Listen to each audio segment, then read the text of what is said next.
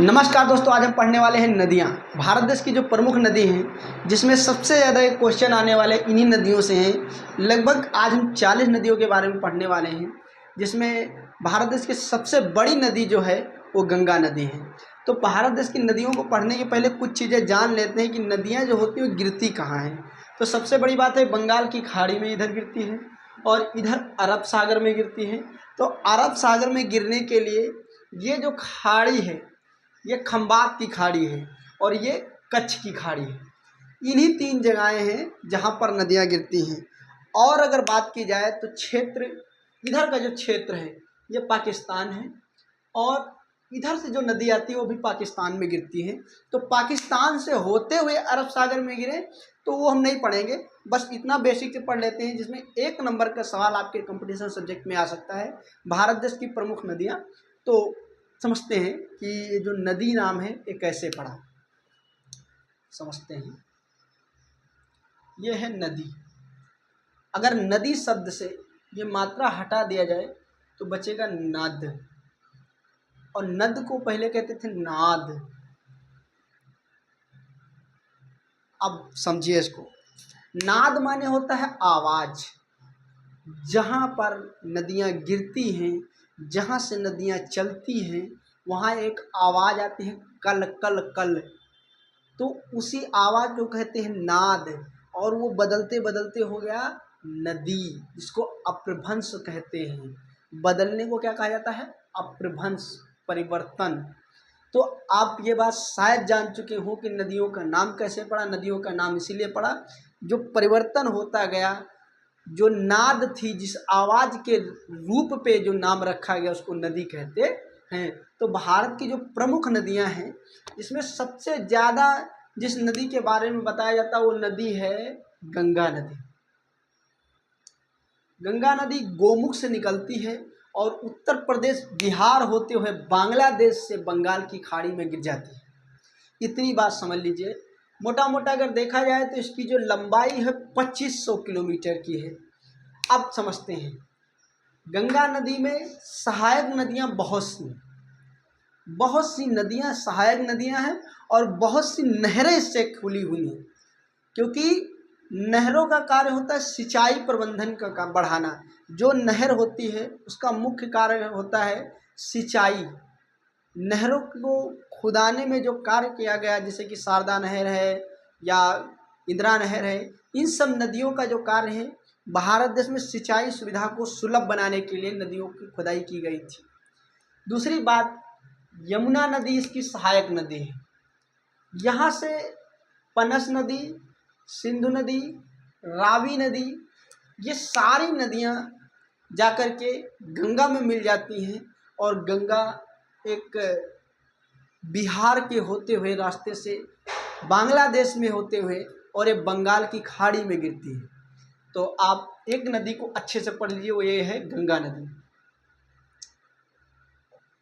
अब गंगा के नीचे है दामोदर नदी, दामोदर के बाद है स्वर्णरेखा नदी और सोन नदी। ये तीनों नदियां जो हैं वो यहाँ से निकल करके इस क्षेत्र में गिरती हैं। जब नदी की बात आती है तो 2 सवालों में बढ़ जाता है कि पूरब में गिरने वाली नदियाँ कौन सी हैं और पश्चिम में गिरने वाली नदियाँ कौन सी हैं। तो पश्चिम में मुख्य 4 नदियाँ गिरती हैं। एक तो बदनाम है, जिसका नाम है नर्मदा नदी, जिसको दबंग नदी के नाम से जाना जाता है, जिसको रेवा नदी के नाम से जाना जाता है। दबंग इसलिए माना जाता है कि नर्मदा नदी अमरकंटक से निकलती है। एक वहाँ पे पहाड़ी है अमरकंटक नाम की पहाड़ी, वहाँ से निकलती है और वहाँ से निकल करके ये खंभात की खाड़ी में गिरती है। खंभात,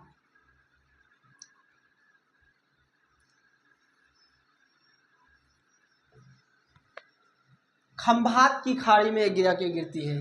खंभात के खाड़ी में वैसे तो 4 नदियाँ गिरती हैं मुख्य, लेकिन सबसे ज़्यादा फेमस जो हुई, सबसे ज़्यादा प्रसिद्धि जिसने को मिली वो नर्मदा नदी मानी जाती है। इसके कारण ये 2 हैं कि इसमें जो बरसात का पानी होता है तो वो इधर उधर नहीं बह पाता है, इससे ये घाघ हो जाती है, दबंग हो जाती है। इसका पानी होता है उसका वेग बढ़ जाता है, इसीलिए नर्मदा नदी सबसे ज़्यादा प्रख्यात मानी गई है।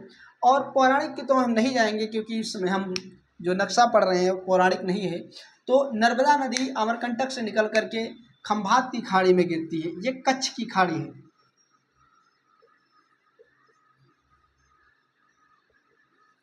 ये कच्छ की खाड़ी है। तो इसमें 4 नदियां मुख्य रूप से होती है, एक माही नदी, एक लूनी नदी और एक नर्मदा नदी और एक ताप्ती नदी।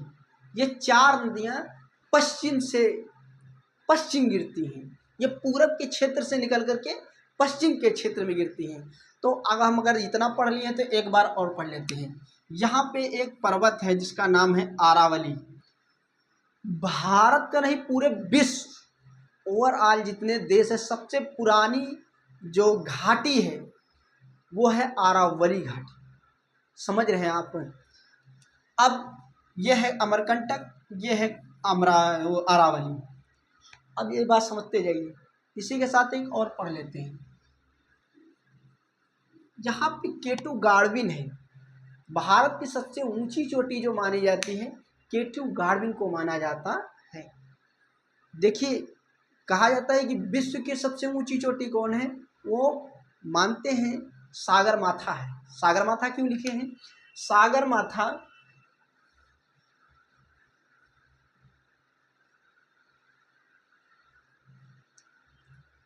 माउंट एवरेस्ट का जो ओरिजिनल नाम है वो है सागरमाथा।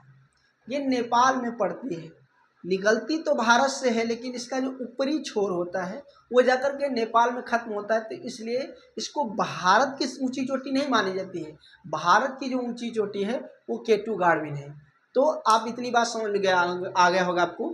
तो 3 चीज़ें हम ये चीज़ जान लिए हैं। पहले तो खाड़ी जान गए हैं, कच्छ की खाड़ी है, खंभात की खाड़ी है, बंगाल की खाड़ी है। और दूसरी बात जान गए हैं, सबसे पुराना पर्वत आरावली पर्वत, उसके बाद अमरकंटक और उसके बाद केटू गाड़विन। यहाँ पे केटू गाड़विन सबसे ऊंची चोटी है, आरावली सबसे पुरानी चोटी है और अमरकंटक से जो नदियाँ निकलती हैं उसके बारे में हमने पढ़ा। अब समझते हैं और छोटी छोटी बातों को। अमरकंटक में होते हुए यहाँ से सोन नदी निकलती है जो कि पूरब में गिरती है, दामोदर नदी निकलती है और ऊपर से एक नदी आती है जिसका नाम है ब्रह्मपुत्र। ब्रह्मपुत्र भी आके बंगाल के खाड़ी में ही गिरती है। उसके बाद अब हम समझ लेते हैं एक, अब इधर नदियाँ नहीं गिर सकती हैं। उसका कारण है पश्चिम में बहुत ऊंचे ऊंचे पहाड़ हुए हैं, जिन पहाड़ियों की वजह से, जिन चोटियों की वजह से नदियां जो हैं वो पश्चिम में पूरब में गिरती हैं, पश्चिम के बजाय पूरब में गिरती हैं। तो यहाँ पे सबसे मुख्य नदी कौन सी है? गोदावरी नदी।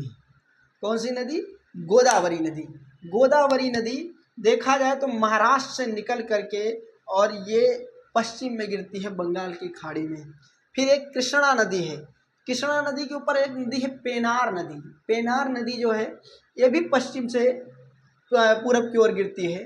अब गोदावरी की सहायक नदियाँ देख लीजिए। सवाल पूछता है कि गोदावरी की सहायक नदियाँ कौन कौन सी हैं। अगर ऑप्शन में आपको पेन गंगा या वर्धा नदी या इंद्रावती नदी नज़र आ जाए तो आप समझ लीजिए ये सब गोदावरी की सहायक नदियाँ हैं। अच्छा, सहायक नदियाँ और नदियों में क्या अंतर है? क्या अभी आपके दिमाग में कभी आया होगा कि सर सहायक नदियाँ और नदियों में क्या अंतर है? देखिए, एक नदी है जहाँ से निकलती है और जहाँ ख़त्म होती है उसका एक रास्ता है, वो नदियों में समाहित नहीं होती है। वो जाकर जहाँ पे गिरती है फिर वो सागर ही होता है। लेकिन जो सहायक नदियाँ होती हैं जहाँ से निकलती हैं वहाँ से निकलकर एक दूसरी नदी में विलय हो जाती हैं, उसको कहा जाता है सहायक नदी। तो गंगा की जो सहायक नदियाँ हैं, जो गंगा की सहायक नदियाँ हैं वो यहाँ पे पनास है, आदि नदियाँ हैं, यमुना है। लेकिन यहाँ पे कोसी नदी भी आकर नेपाल से आती है। जो कोसी नदी, बिहार का जो शोक नदी कहा जाता है, कोसी नदी भी आकर के गंगा के आगे होते हुए और ये बिहार होते हुए जाके बंगाल खाड़ी में गिर जाती है। तो जो सहायक नदियाँ होती हैं वो नदियों में मिल जाती है, इसलिए उनको सहायक नदी कहा जाता है। अब एक नदी हम देख लेते हैं, कृष्णा नदी। कृष्णा नदी ये कर्नाटक से निकलती है और कर्नाटक से निकल करके ये भी पूरब की ओर बहती हैं और बंगाल खाड़ी में गिरती हैं। फिर एक नदी का नाम है कावेरी नदी। अगर पूछा जाए आपसे कि दक्षिण की गंगा किसे कहा जाता है, एक नंबर का सवाल आता है आपके कंपटीशन में कि दक्षिण की गंगा किसे कहा जाता है, तो दक्षिण की जो गंगा होती है उसको कावेरी नदी को कहा जाता है। कावेरी नदी दक्षिण की गंगा है और ये ऊपर की जो गंगा है, उत्तर की गंगा है, ये जो गंगा है वो अपनी गंगा है जो गोमुख से निकलती है और बंगाल की खाड़ी में गिरती है। भारत देश की सबसे लंबी नदी गंगा नदी।